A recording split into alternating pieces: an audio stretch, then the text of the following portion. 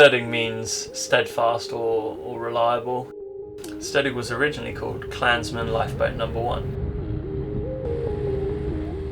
It's built out of fiberglass, 11 metres long and 3.5 metres wide, and has pretty generous headroom all the way through. It was originally filled with benches and seats for 100 people, which we then cleared out.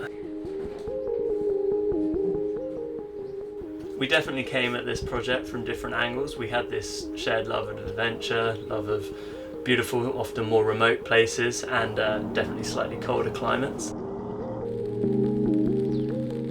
We like the fact that the project is constantly growing and changing, and it's been quite an organic process. We knew we had a large roof deck to fill, and with the long daylight hours on our way north, solar was the way to go.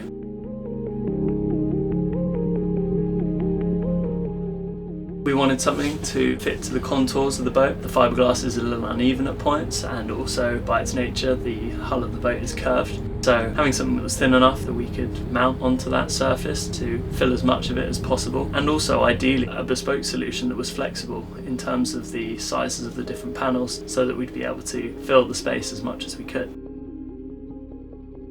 The panels really help define the look of the boat externally. We've always wanted the boat to be this contrast of very utilitarian and functional exterior contrasted with a very homely, quite modern interior. And the panels only add to that. The most important thing for us is that they produce power all the time. They work perfectly.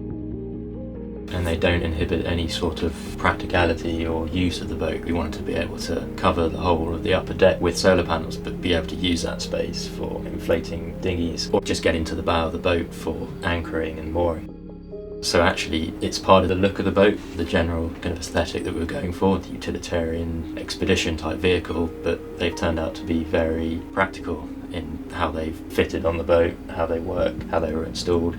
Often with a solar system, you're being quite careful around it. Whereas, as David was saying, we put our dinghy on top of the boat to inflate it. We sit up there and eat meals every now and again when the weather is great or the view is particularly good. Having that versatility and the solar not inhibiting our use of the boat in any way is a real benefit.